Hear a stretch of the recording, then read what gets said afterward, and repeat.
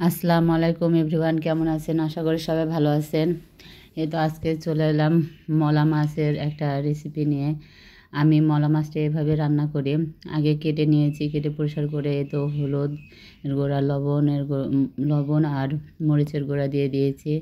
এখন এটা আমি হাত দিয়ে ভালো করে মাখিয়ে নেব, দিয়ে তেলে দিয়ে ভেজে নেব মচমচা করে। কারণ এভাবে মলা মাছটা রান্না করলে টেস্টটা অন্যরকম লাগে আর খেতেও মজা লাগে।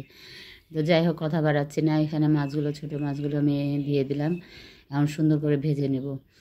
আর কারণ কাটা থাকে তো প্রচুর, আমি খেতে পারি না, এই জন্য এভাবে রান্না করি। আর টেস্টটা মনে হয় যে 1 প্লেট ভাত 1 চামচ মাছ দিয়ে খাওয়া হয়ে যাবে, এত টেস্ট হয়। আপনারাও ট্রাই করে দেখবেন। এখানে আমি মাছগুলো দিয়ে দিয়েছি। এখন একটু একটু করে নেড়ে চেড়ে দেখবো, কারণ অনেকগুলো একসঙ্গে মাছ দিয়ে দিয়েছি, ভাজতে সময় লাগবে। তো যাই হোক, তো মাছটা দেখছি হয়ে গেছে, কি চেক করে নিলাম, এই তো হয়ে গেছে। এখন এগুলো আমি উল্টে পাল্টে করে দেবো, পরে পেটটা হয়ে গেলে তারপরে আমি তুলে নেব। তো আমার ভিডিও যদি ভালো লাগে আপনাদের কাছে, অবশ্যই লাইক দেবেন।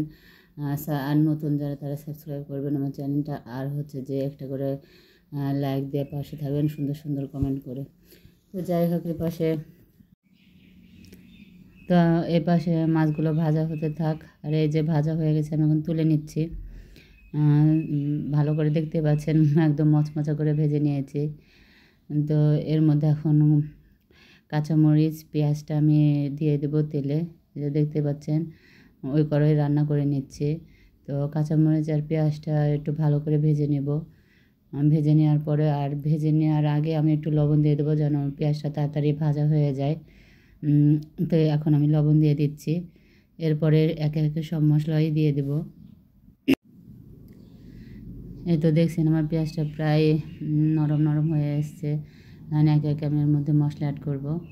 আর মরিচগুলো যেহেতু আমি গোটা গোটা দিয়েছি, আস্ত দিয়েছি, এই জন্য একটু ছুরি দিয়ে, দেখতেই পাচ্ছেন আমি একটু ভেঙে দিচ্ছি, নাহলে ফটফট করে গায়ে এসে পড়বে। এই জন্য দেখতে তো পেলেন আমি এখন এগুলো ভাজা শেষ হয়ে গেছে।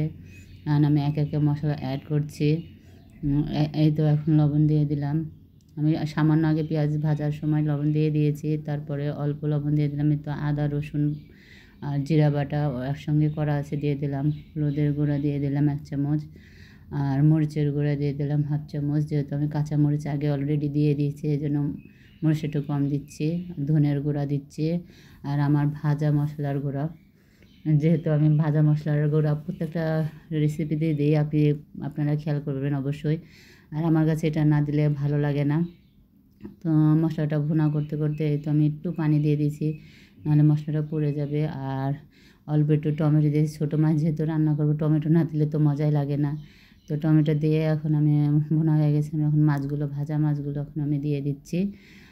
এটা ভুনা করার পরে তো আমি একটু পানি দিয়ে দিলাম। এখন পানিটা শুকিয়ে আসা পর্যন্ত আমি একটু অপেক্ষা করব।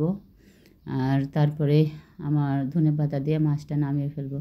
এই তো আমার ফাইনাল লুক দেখতে পাচ্ছেন, প্রায় হয়ে গেছে। এখন আমি ধনেপাতাটা দিয়ে দেব, তাহলে খাবারটা আরও, মানে মাছটা আরও সুস্বাদু হয় এক কথায়।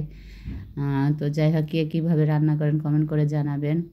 আর একটু নেড়ে ছেড়ে দিচ্ছি, একটু দমে রেখে তারপরে নামিয়ে ফেলবো। আর গরম গরম ভাতের সঙ্গে জমে যায় জাস্ট। একটু ট্রাই করে দেখবেন আপনারা কেমন লাগে, আর অবশ্যই ভালো লাগলে কমেন্ট করবেন। আল্লাহ হাফেজ, ভালো থাকবেন।